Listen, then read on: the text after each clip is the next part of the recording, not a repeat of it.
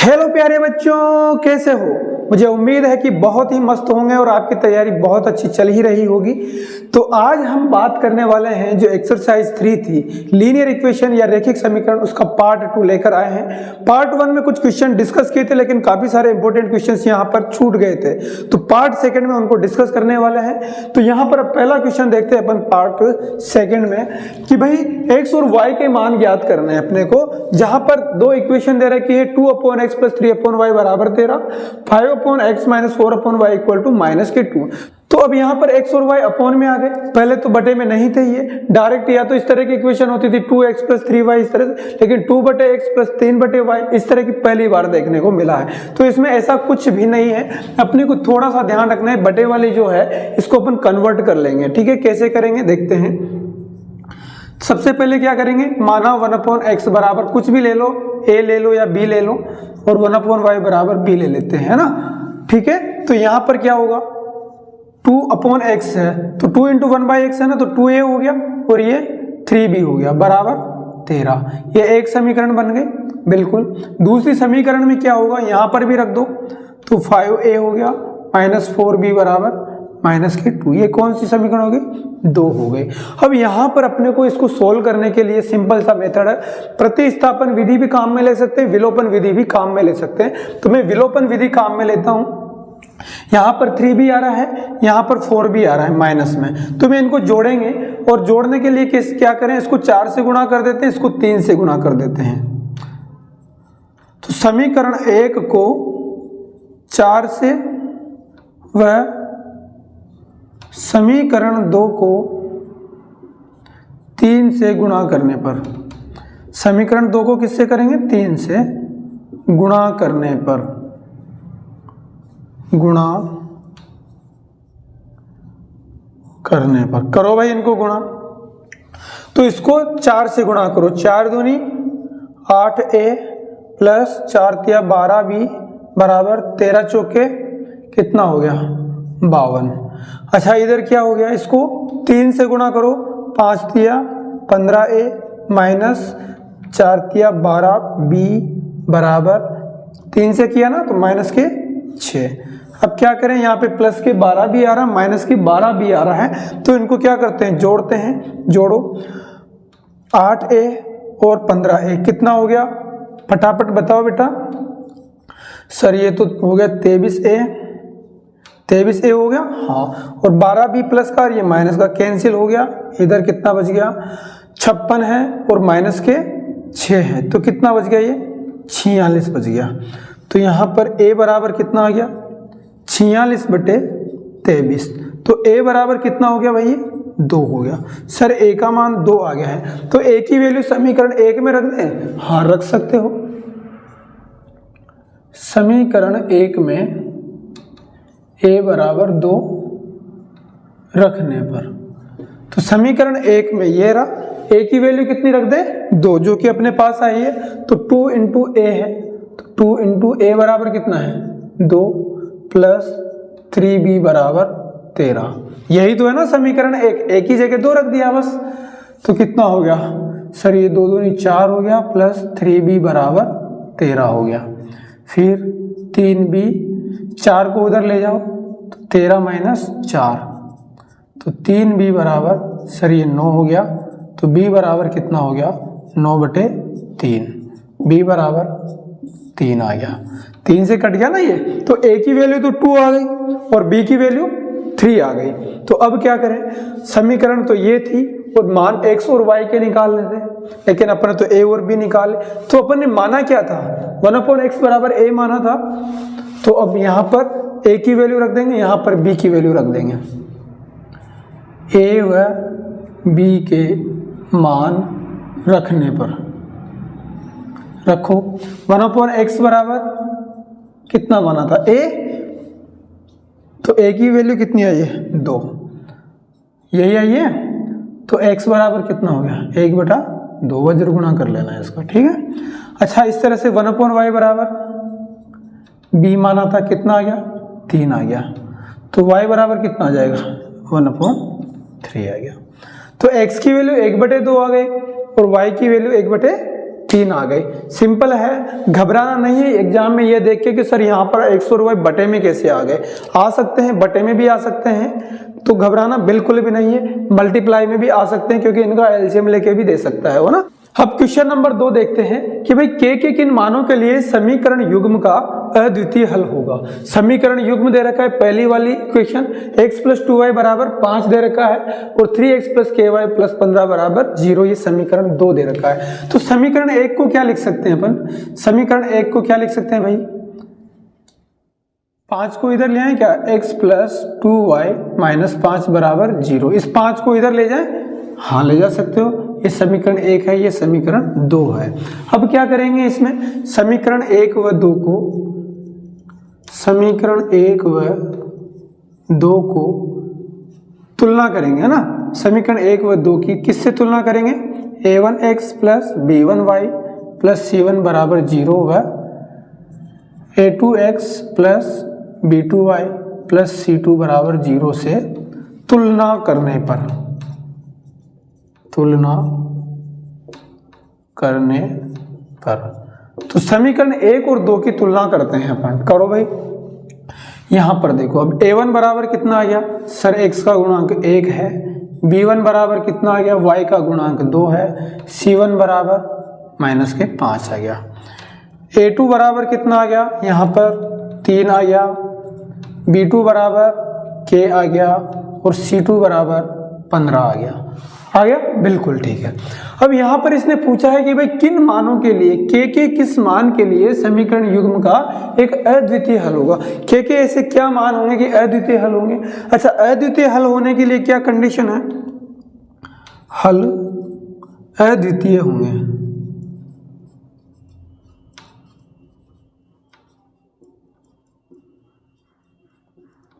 यदि कब अद्वितीय हल होंगे? हल जब कंडीशन अपने पास क्या हो? a1 बटे a2 not equal to b1 बटे b2। भाई a1 बटे a2 b1 बटे b2 के जब बराबर नहीं होगा तो अद्वितीय हल होंगे। अगर a1 बटे a2 b1 बटे b2 के बराबर हो जाए तो फिर क्या देखेंगे? c1 बटे c2 को भी देखेंगे कि भाई ये बराबर में है कि नहीं। अगर बराबर में आ जाता है c1 बटे c2 b, तो फिर क्या होगा उस केस में? उस केस में रेखाएं समपाती हो जाएगी। और c1 बटे c2 बराबर ना आए तो क्या हो जाएगा उस केस में? रेखाएं समानांतर हो जाएगी। तो अद्वितीय हल के लिए ये कंडीशन लिख दिया अपन ने। ठीक है। अब a1 की जगह पे क्या है भाई? 1 है। a2 की जगह पे 3 है। b1 की जगह पे 2 है और b2 की जगह पे k है। तो वज्र गुणा करो इसको। अच्छा, ये बराबर नहीं है ना, नॉट इक्वल टू। ठीक है, तो k आ गया इधर, नॉट इक्वल टू 3 दूनी 6। तो मतलब k की मान 6 नहीं होना चाहिए। तो k का 6 के अतिरिक्त किसी भी मान के लिए इस समीकरण युग्म के अद्वितीय हल होंगे। तो यहां पर लिख सकते हो k के 6 के अतिरिक्त किसी भी मान के लिए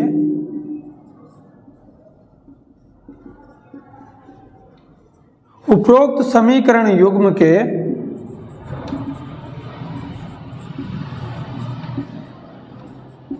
अद्वितीय हल होंगे। अद्वितीय हल होंगे। अब अगला क्वेश्चन देखते हैं, क्वेश्चन नंबर 3। सुमित की आयु उसके बेटे की आयु की 3 गुना है। क्या कहा? सुमित की आयु उसके बेटे की आयु की 3 गुना है और 5 वर्ष बाद उसकी आयु अपने बेटे की आयु का 2.5 गुना हो जाती है। तो वर्तमान में सुमित की आयु क्या है? तो देखो, अब क्वेश्चन में जो दे रखा है उसके हिसाब से इक्वेशन बनाएंगे सबसे पहले, है ना। क्या करेंगे? इक्वेशन बनाएंगे। माना सुमित की आयु x वर्ष है, ठीक है, तथा उसके पुत्र की आयु कितनी माने? y वर्ष। अब क्या करें भाई? अब पहला स्टेटमेंट देखो, सुमित की आयु उसके बेटे की आयु की 3 गुना है। सुमित की आयु कितनी मानी है? x। उसके बेटे की आयु कितनी है? y। यही है ना। उसका कितना गुना है? 3 गुना। तो x बराबर 3y। ये इक्वेशन क्या हो गई? 1 हो गई। फिर क्या गए? 5 वर्ष बाद उसकी आयु, अच्छा, सुमित की वर्तमान आयु कितनी है? x है। माना सुमित की, यहाँ पे लिख लेना वर्तमान आयु है ये, है ना, वर्तमान आयु। तो वर्तमान आयु कितनी होगी? x वर्ष है, ठीक है, वर्तमान आयु है ये। अब वर्तमान आयु x है तो 5 वर्ष बाद कितनी हो जाएगी सुमित की आयु? x + 5 होगी कि नहीं होगी? लिख लो इसको प्रश्नानुसार, x + 5 हो गई, ठीक है। उसकी आयु अपने बेटे की आयु की, अच्छा उसके बेटे की वर्तमान आयु y है तो 5 वर्ष बाद सर ये भी y + 5 हो जाएगा। अब उसके बेटे की कितने गुना होगी? 2.5 गुना। तो 2.5 गुना कितना होता है? 2.5 या फिर 5/2 भी लिख सकते हो, यही होता है 2.5 गुना, बिल्कुल। तो ये सेकंड कंडीशन हो गई। अब क्या करें इसका? कुछ भी नहीं, इसका क्या करोगे? इसको तो 2 से गुणा कर दो, इधर वज्र गुणा कर सकते हैं ना, इसको इधर कर दोगे, इसको इधर कर दोगे, 2 से गुणा करोगे तो 2x + 10 बराबर, इसको 5 से करो 5y + 25, ठीक है, यही आ गया। अब इसको क्या करें? इधर ले आए? हाँ ले आओ सर। 2x - के 5y + के 10 - के 25 बराबर 0। क्या हो गया ये सर? 2x - 5y - के 15 बराबर 0। अरे 10 में से 25 माइनस करोगे तो -के 15 बचेगा कि नहीं? बचेगा। समीकरण 2 नाम दे दिया। अब समीकरण 1 से मैं इसको प्रतिस्थापन विधि से करने की कोशिश करता हूं। समीकरण 1 से x बराबर कितना है? 3y, समीकरण 2 में रखने पर, रख दें समीकरण 2 में, रख दो तो 2x की जगह पे क्या लिखें? 3y - के 5y - के 15 बराबर 0। तो 2 × 3y कितना हो गया सर? ये 6y हो गया, - के 5y - के 15 बराबर 0। 6 में से 5y घटाओ सर, यहाँ पर सिर्फ y बच गया, - के 15 बराबर 0। y की वैल्यू कितनी है? 15 को उधर ले जाओगे तो + के 15, तो y बराबर कितना आ गया? 15 आ गया। अब y बराबर 15 आ गया तो क्या करें? इसको समीकरण 1 में रख दें क्या? हाँ, y बराबर 15 को, या y बराबर 15 का मान समीकरण 1 में रखने पर, तो समीकरण 1 में रखो भाई, x की वैल्यू आ जाएगी, x बराबर कितना है? 3y, 3 × y की जगह 15 रख दो तो x बराबर कितना आ गया? 45। तो x बराबर 45 हो गया, y बराबर 15 आ गया। अच्छा, x क्या माना था? सुमित की आयु, अतः सुमित की वर्तमान आयु कितनी हो गई? x बराबर 45 वर्ष, तथा उसके बेटे की वर्तमान आयु कितनी है? y, तो y बराबर कितना है? कितना आया था y का मान? 15। तो y बराबर 15 किस में है? किलोग्राम में है क्या? वर्ष में है। उम्र तो वर्ष में ही होती है ना, किलोग्राम में थोड़ी होती है। तो इसके पुत्र की उम्र कितनी हो गई? 15 वर्ष, और सुमित की 45 वर्ष। है कि नहीं अच्छा क्वेश्चन? तो ठीक है, अच्छे ही क्वेश्चन होते हैं, बस तुम्हें समझना है, और तुम कितने अच्छे से समझ पाते हो ये तुम्हारे ऊपर डिपेंड करता है। तुम जितना कॉन्सेंट्रेट होकर क्वेश्चन को समझने की कोशिश करोगे, समझ जाओगे। बहुत ज़्यादा टफ नहीं है, बहुत सिंपल है, बस थोड़ा सा प्रेजेंस ऑफ माइंड क्लास में ही रखना होता है, ठीक है। अब अगला क्वेश्चन है क्वेश्चन नंबर 4। बहुत अच्छा क्वेश्चन है, तैरने वाला क्वेश्चन है। नदी में भी कई बार तुम तैरे होंगे, कुएं में तैरे होंगे, तालाब में तैरे होंगे। तो देखते हैं, ऋतु की जगह पे एक बार अपने आप को रख के देखिएगा। अब ये मत कहना कि सर ये ऋतु कौन है, जो भी है XYZ, तुम्हें क्या मतलब, तुम्हें क्वेश्चन से मतलब क्वेश्चन सॉल्व करो। तो ऋतु धारा के अनुकूल 2 घंटे में 20 किलोमीटर तैर सकती है, और धारा के प्रतिकूल 2 घंटे में 4 किलोमीटर तैर सकती है। ऋतु की स्थिर जल में क्या चाल होगी, और जो धारा है वो किस चाल से पानी को बहा रही है। तो देखते हैं कैसे होगा ये क्वेश्चन। मान लो ये कोई नदी है, इसमें पानी इस तरह से बह रहा है, तो ये धारा की दिशा हो गई, ठीक है। अब इसमें क्या करना है, अपने को क्या दे रखा है कि ऋतु धारा के अनुकूल इस दिशा में ऋतु 2 घंटे में कितना तैर लेती है? 20 किलोमीटर। तो 2 घंटे में ये तैर लेती है 20 किलोमीटर, जबकि धारा के प्रतिकूल मतलब इधर 2 घंटे में कितना तैर रही है, ये 2 घंटे में सिर्फ 4 किलोमीटर तैर पा रही। कितना?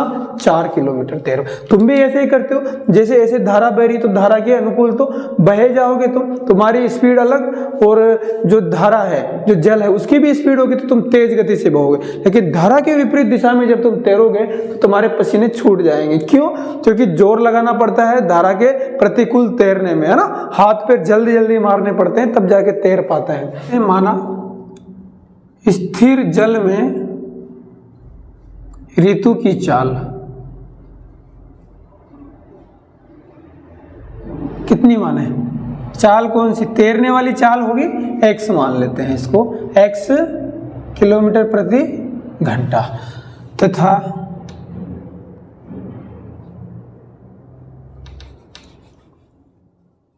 धारा की चाल क्या माने इसको? y किलोमीटर प्रति घंटा। धारा की चाल को मान लिया y किलोमीटर प्रति घंटा, और स्थिर जल में ऋतु की जो चाल है वो मान लिया आपने x किलोमीटर प्रति घंटा। तो अब यहां पर क्या दे रखा है? पहले वाला स्टेटमेंट है, उसके हिसाब से देखो, प्रश्नानुसार जो प्रथम कथन दे रखा है उसके हिसाब से कि धारा के अनुकूल 2 घंटे में। अब धारा के अनुकूल यानी इस दिशा में, ऋतु की खुद की चाल स्थिर पानी में कितनी है? x है, और पानी की खुद की भी है y, तो कितनी होगी? x प्लस वाई स्पीड से बहेगा कि नहीं बहेगा? अरे तुम खुद देख लो, अगर तुम मान लो 5 किलोमीटर प्रति घंटे की रफ्तार से रुके हुए पानी में यानी तालाब में तैर सकते हो, ठीक है, लेकिन तुम्हें जब नदी में डाल दिया जाए और वो बह रही है 2 किलोमीटर प्रति घंटा की, तो तुम्हारी रफ्तार कितनी हो जाएगी? 5 तो तुम्हारी खुद की थी सही, और 2 पानी की भी है, तो कितना हो गया? 7 हो गया। हो गया कि नहीं? बिल्कुल यही है। तो स्थिर जल में ऋतु की चाल x हो गई, और उसमें क्या और जुड़ गया? धारा की चाल भी जुड़ गई, बिल्कुल जोड़ दीजिएगा। तो कितना है ये चाल? तो 2 घंटे में कितना है? 20 किलोमीटर। अच्छा, चाल क्या होती है ये भी समझ लीजिएगा। चाल का फॉर्मूला क्या होता है भाई? क्या सूत्र होता है चाल का?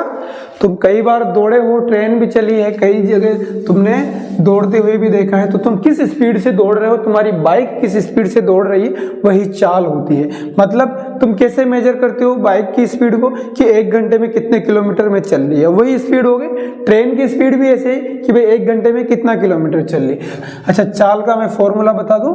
हाँ, तो चाल बराबर क्या होता है बेटा? दूरी बटे समय। क्या होता है? दूरी बटे समय। तो यहां पर चाल निकाली, दूरी कितनी है? 20 किलोमीटर। कितने समय में? 2 घंटे में।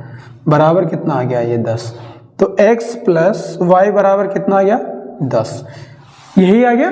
हाँ, एक समीकरण बन गई। फिर अब क्या कहे? धारा के प्रतिकूल 2 घंटे में 4 किलोमीटर। तो धारा तो इधर है, लेकिन अब वो तैर इधर रहा है, तो 2 घंटे में कितना? 4 किलोमीटर तैर पा रहा है। तो अच्छा, धारा की जो स्थिर जल है उसमें ऋतु की चाल कितनी थी? x।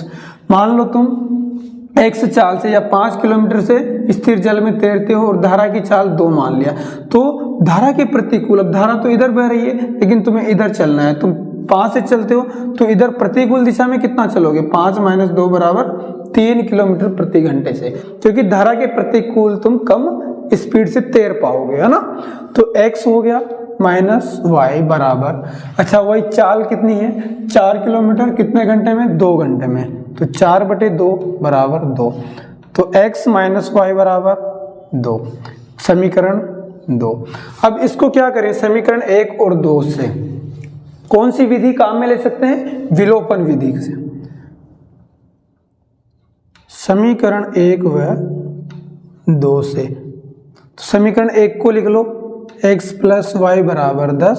समीकरण 2 में x माइनस वाई बराबर 2। दोनों को जोड़ो, y से y कट गया, इधर 2x और इधर 12। तो x बराबर कितना आ गया? 12/2। x बराबर 6। x बराबर कितना आ गया? 6। अच्छा, अब x की वैल्यू किस में रख दें? समीकरण 1 में रख दें क्या? हाँ, रख सकते हो। x का मान समीकरण 1 में रखने पर। रखो समीकरण एक, क्या है भाई, x प्लस वाई बराबर 10, तो x की जगह पे क्या रख दें, 6 रख दें, प्लस y बराबर 10, तो y बराबर कितना आ गया, ये 10 माइनस 6 इधर चला गया ना 6, तो y बराबर आ गया तुम्हारे 4। तो अब क्वेश्चन में क्या पूछा था कि भाई ऋतु की स्थिर जल में चाल क्या है और धारा की चाल क्या है। अतः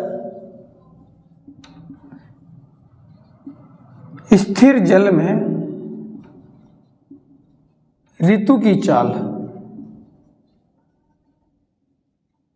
बराबर क्या माना था अपन, x माना था, और x का मान कितना आया था सर, x की वैल्यू तो 6 आई थी, तो 6 किलोमीटर प्रति घंटा, यही हो गया। तथा धारा की चाल, धारा की चाल क्या माना था बेटा अपन ने, y किलोमीटर प्रति घंटा, तो y बराबर कितना आया, 4 किलोमीटर प्रति घंटा। यही तुम्हारा आंसर हो गया कि नहीं। इसको चाहो तो तुम बॉक्स में बंद कर सकते हो, कोई दिक्कत नहीं है। तो बहुत ही सिंपल है, मजेदार है कि नहीं। तुम्हें मालूम भी है, नदी में तुम भी कई बार तैरे हो, तुमने भी जोर आजमाया होगा। जब धारा के अनुकूल तैरते हो तो तुम्हारी स्पीड बढ़ जाती है, तुम्हें लगता है कि पानी हमें धक्के मार रहा है, लेकिन जब धारा के प्रतिकूल दिशा में तैरते हो तो तुम्हें लगता है कि पानी हमें बढ़ने नहीं दे रहा है, पानी वापस बहाने की कोशिश कर रहा है ना, लगता है कि नहीं लगता है। तो विपरीत तैरने में क्या लगेगा, ज्यादा एनर्जी लगानी पड़ेगी, ज्यादा ताकत लगानी पड़ेगी, और उसमें स्पीड भी थोड़ी कम रहती है। ठीक है, अब क्वेश्चन नंबर 5वां देखते हैं। बहुत ही इंपॉर्टेंट और मजेदार क्वेश्चन है कि कोई भिन्न संख्या दे दी जाती है, उसमें कुछ संख्याएं जोड़ दी जाए या कुछ घटा दिया जाए, तो बताइए भिन्न संख्या क्या हो सकती है। तो भिन्न संख्याओं को क्या लिखते हैं, कैसे लिखते हैं, कुछ हर में होता है, कुछ अंश में होता है। फिर उसमें क्या कह दिया क्वेश्चन में, तो अब देखिए क्वेश्चन में क्या कहा है, किसी भिन्न संख्या के अंश में से एक घटाने पर क्या बच जाती है, संख्या 1/3 हो जाती है, तथा हर में 8 जोड़ दिया जाए तो वह संख्या क्या हो जाती है, 1/4 हो जाती है। तो भिन्न संख्या ज्ञात करो। कैसे करेंगे, तो सबसे पहले अपन मान लेते हैं। क्या माने भाई, माना वह भिन्न संख्या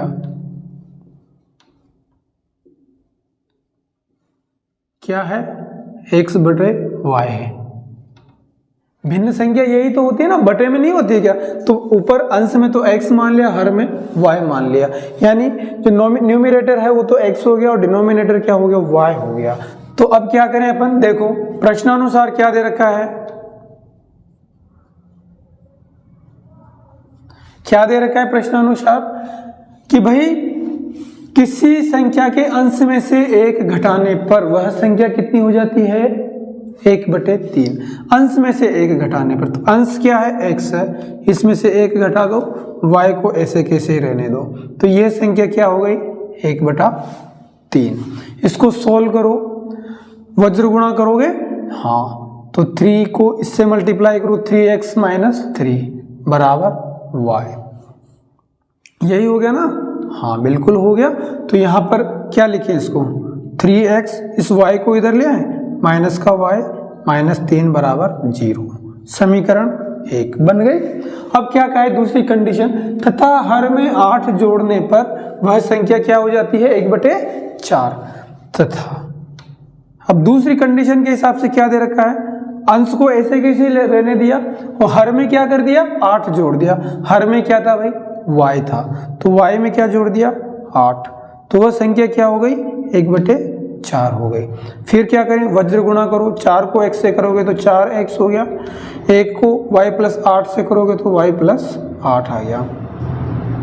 तो क्या हो गया ये 4x, इस y को इधर लाओगे तो माइनस का y, 8 को भी इधर ले आओगे तो माइनस, और इधर बराबर 0, समीकरण 2 हो गए। तो x और y में 2 समीकरण बन गई, हाँ बिल्कुल बन गई। अब यहाँ पर क्या करेंगे, देखो यहाँ पर, अच्छा इसको अपन क्या करते हैं, तो अब क्या करें, इसको प्रतिस्थापन से भी कर सकते हैं, विलोपन से भी कर सकते हैं। विलोपन से 2-3 क्वेश्चन कर लिए, तो इसको प्रतिस्थापन से करने की कोशिश करते हैं। तो समीकरण 1 से, तो समीकरण 1 से y का मान निकालते हैं। कैसे निकालोगे, 3x - 3 बराबर, इस -y को उधर ले जाएं तो प्लस हो जाएगा, हाँ हो जाएगा। तो ये y का मान अब समीकरण में 2 में रखने पर y बराबर 3x माइनस 3 को समीकरण 2 में रखने पर कौन सी विधि है ये? प्रतिस्थापन, क्योंकि इसमें y का मान दूसरे समीकरण में रख रहे हैं अपन। तो रखो भाई y बराबर 3x माइनस 3, कहाँ है समीकरण 2? ये वाली। तो 4x ऐसे कैसे ही माइनस y की जगह पे 3x माइनस 3, 3x माइनस 3, फिर माइनस के 8 बराबर कितना है? 0। अब क्या करें इसका? कुछ भी नहीं, ब्रैकेट को ओपन करो, माइनस 3x और माइनस प्लस के 3, माइनस 8 बराबर 0।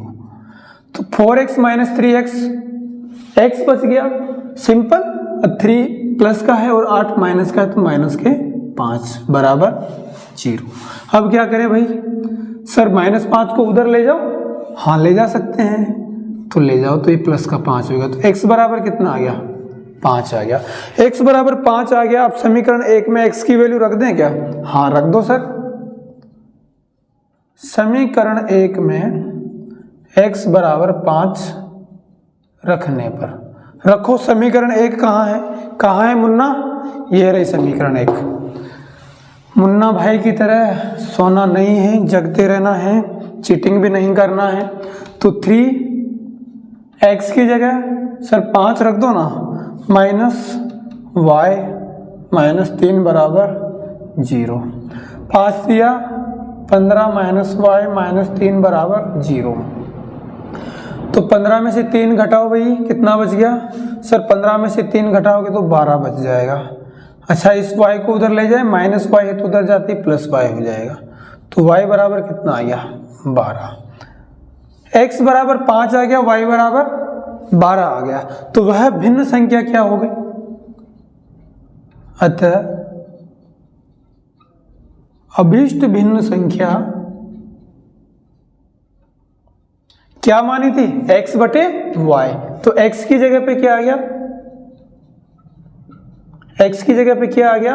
x की जगह पे तो 5 आ गया और बटे में y की जगह पे 12 आ गया। तो वह भिन्न संख्या क्या हो गई? 5 बटे 12। है कि नहीं मजेदार क्वेश्चन? बहुत ही सिंपल और बहुत आसान क्वेश्चंस है। अगर तुम ठीक से पढ़ते हो तो थोड़ा समझने की जरूरत पड़ेगी। बाकी ऐसा नहीं है कि 10वीं में बहुत अच्छे नंबर नहीं लाए जा सकते, ला सकते हो। एक एवरेज बच्चा भी अच्छे नंबर ला सकता है। बस थोड़ा सा अपने आप को बैलेंस में लेके चलना पड़ेगा कि भाई किस तरह के क्वेश्चंस करे, किस तरह के क्वेश्चंस ना करे। अभी तक भी आपने बहुत कुछ नहीं पढ़ा है ना, तो इन इंपॉर्टेंट क्वेश्चंस को लगा लोगे तो भी बहुत हेल्प हो जाएगी।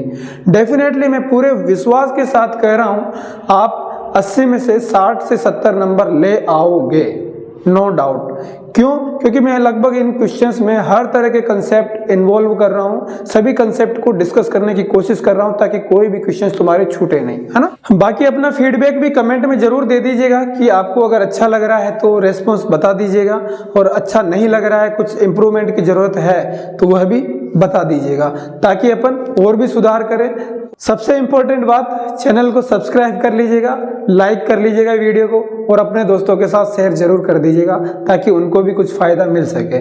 बाकी मिलते हैं अगले वीडियो में। जय हिंद, जय भारत।